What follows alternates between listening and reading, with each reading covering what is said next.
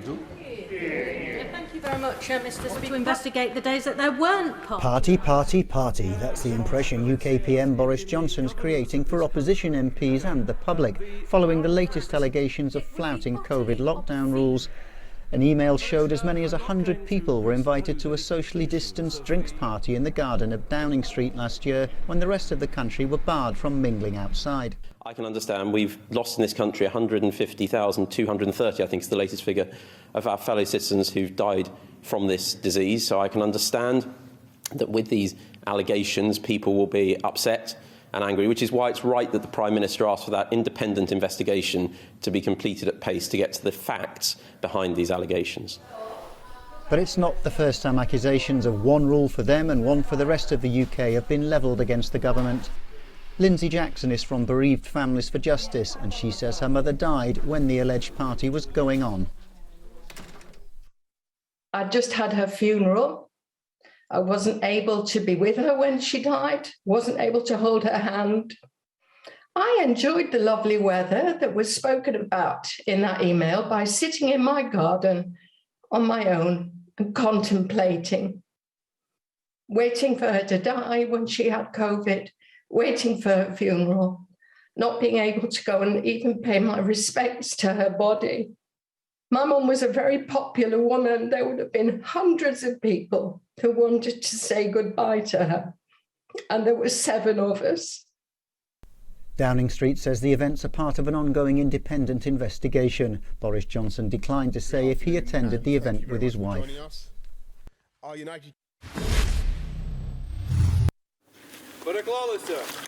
Preparing for attack. Despite the current series of diplomatic summits, the fear of a new Russian invasion is real, and it has these ordinary Ukrainians voluntarily training for the Territorial Defence Army. They say they want to protect their country when the Russians come. It is important that we defend ourselves. It has been 8 years of war. I think everyone should be able to hold at least one weapon. NATO countries are not going to fight for us. That much is clear. So it comes down to whether we are willing to defend ourselves. Whether there will be a new offensive or not, we do not know. But of course, the threat is real. In the capital Kiev, old bomb shelters are being refurbished. This is one of 5,000 located under buildings and in metro stations. They were built in the Cold War to shelter from a possible attack from the west. Now they have to protect locals from a threat coming from the opposite direction. Since 2014, after the annexation of Crimea and war in the east, we have been refurbishing the cellars. There is toilet paper, respirators, candles, soap, and about 68 people can fit in this bunker. While Ukrainians prepare for the worst, the talks continue. NATO Secretary-General Jens Stoltenberg is chairing a special meeting of allied ambassadors and top Russian officials in Brussels. The build-up of Russian troops on Ukraine's borders is fueling this major diplomatic effort to prevent open conflict.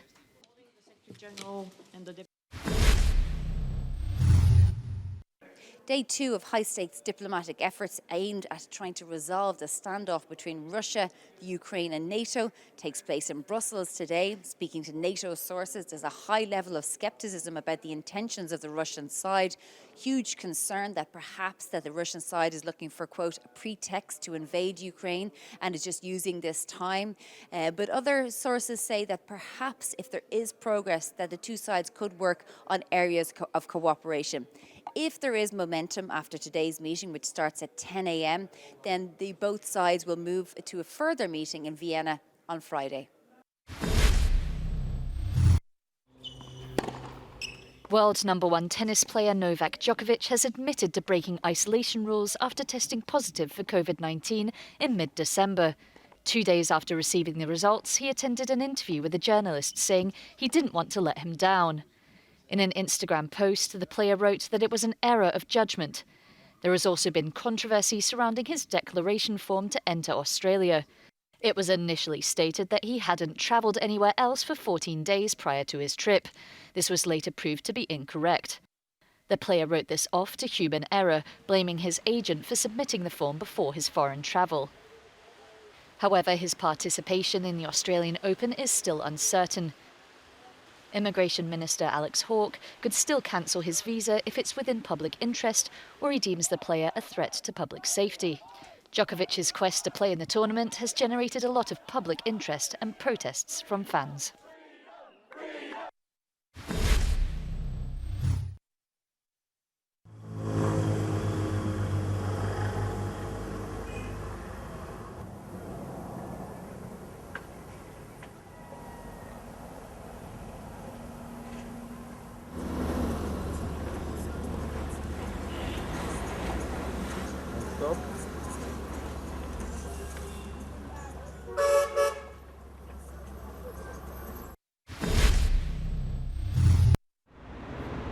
France is one of several European countries reporting record numbers of COVID infections driven by the highly transmissible Omicron variant.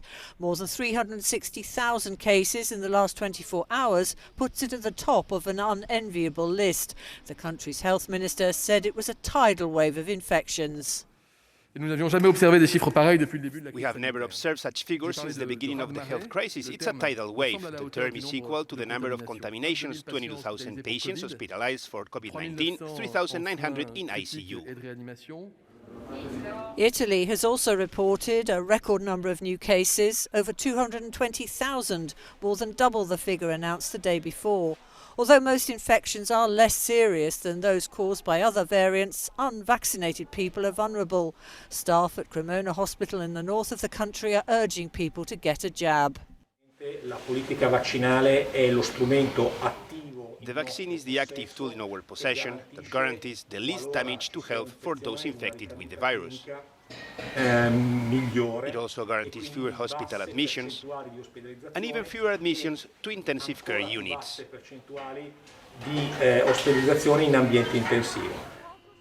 Another country beginning to see a rapid growth in cases is Turkey.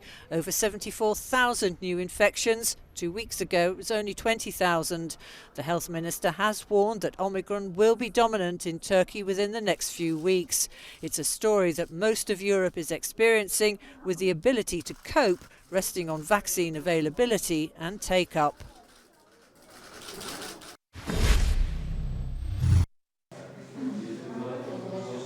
The European Medicines Agency announced Omicron is moving COVID closer to being an endemic disease which humans will have to live with rather than a pandemic.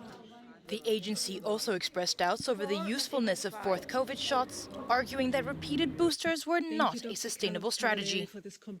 We have not seen yet data with respect to a fourth dose, and we would like to see this data before we can make any recommendation. But at the same time, we are rather concerned about a strategy that entangles repeated vaccination within a short term. The World Health Organization predicts that more than half of the European region will be infected with the Omicron variant within the next 6 to 8 weeks. The Institute for Health Metrics and Evaluation forecasts that more than 50% of the population in the region will be infected with Omicron in the next 6 to 8 weeks. Kluge added that 50 of the 53 countries in Europe and Central Asia have now reported cases of Omicron. More than 7 million new COVID-19 cases have been reported across Europe in the first week of 2022, more than doubling over a 2-week period.